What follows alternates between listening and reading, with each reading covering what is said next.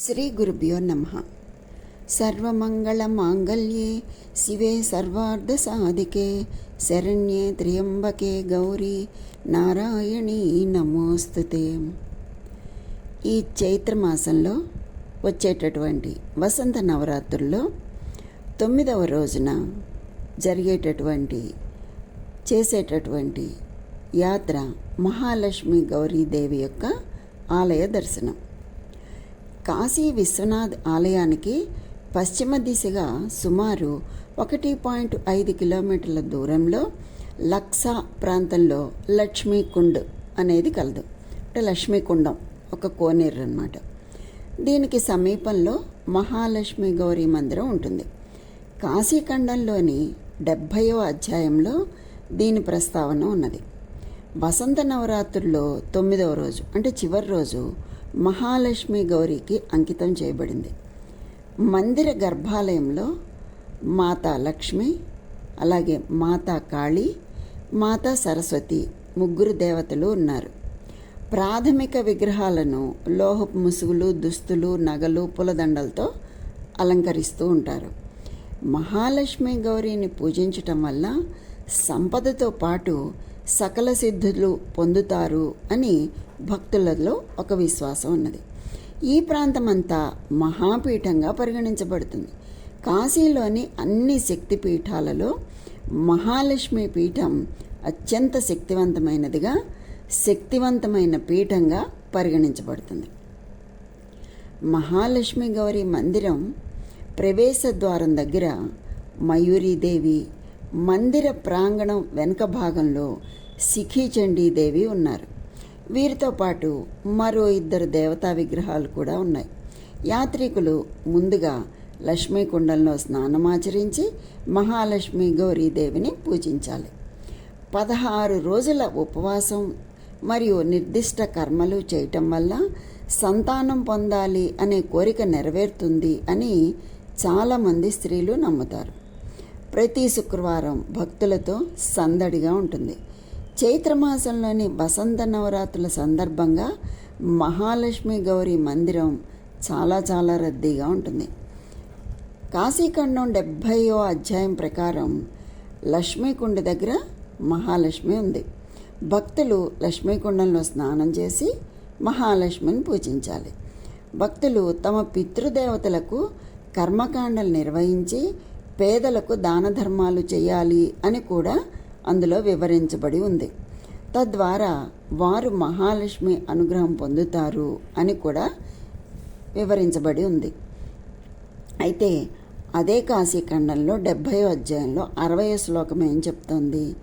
సంతి పీఠాన్యనేకాని కాశ్యాం సిద్ధి కరణ్యపి మహాలక్ష్మి పీఠ సమం నాణ్యలక్ష్మీకరం పరమం.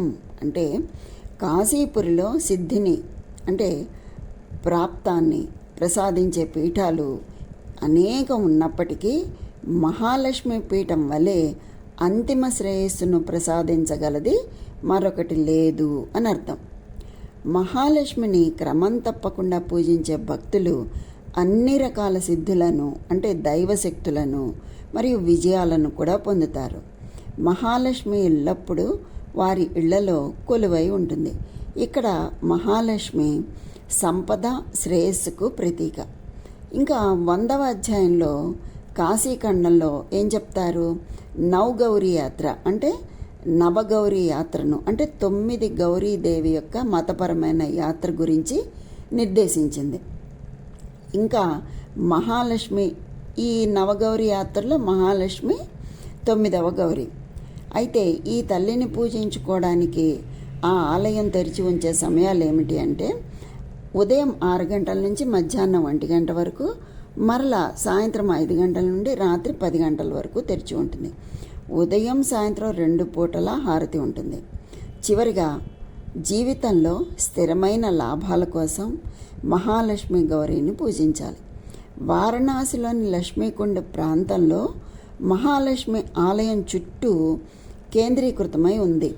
మహాలక్ష్మి గౌరీ చిన్న ఆలయం చుట్టూ జీవుత్ పుత్రిక లేదా సంతానలక్ష్మి, వైష్ణోదేవి, శారదాదేవి, మయూరీదేవి వంటి అనేక దేవాలయాలు ఉన్నాయి.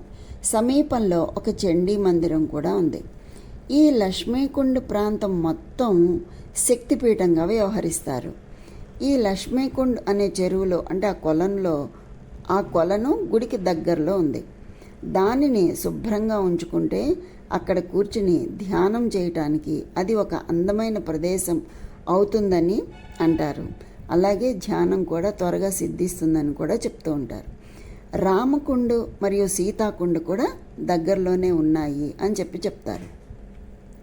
అయితే భాద్రపద శుక్ల అష్టమి నాడు ప్రారంభమయ్యే 16 రోజుల మేళా సోర్హియా మేళా 16 రోజుల మేళాలో సోర్హియా మేళా ఈ ఆలయంలో జరుగుతుంది.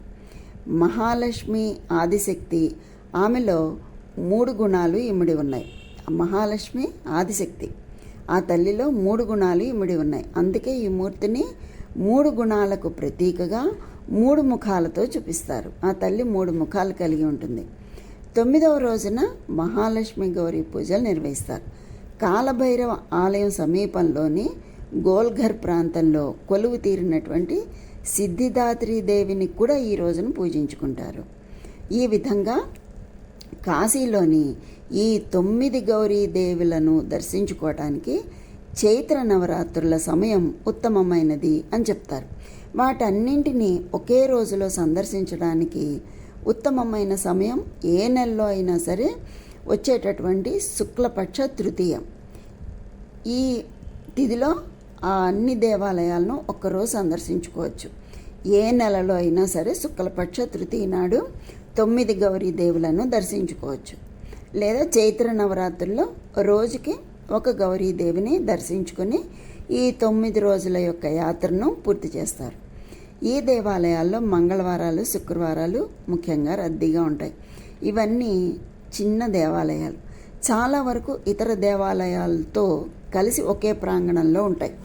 చాలా దేవాలయాలు ఉదయం తెరుచుకుని మధ్యాహ్నం భోజన సమయానికి మూసేసి మళ్ళా సాయంత్రం తెరుస్తారు. కాశీలో నవరాత్రి పండుగను ఈ 9 గౌరీలను పూజిస్తూ గొప్ప విశ్వాసంతో భక్తి శ్రద్ధలతో జరుపుకుంటారు. మరి భక్తులు దుర్గామాత ఆశీర్వాదం పొందటానికి ఈ పుణ్యక్షేత్రాలను దర్శిస్తారు. ఈ విధంగా మనకి ఈ రోజుతో కాశీలో ఉన్నటువంటి ఈ నవగౌరీలను దర్శించుకునే ఈ నవగౌరీ యాత్ర ఈ రోజుతో పూర్తయింది. కనుక ఆ నవగౌరీ దేవి యొక్క అనుగ్రహం అందరికీ కలగాలని కోరుకుంటూ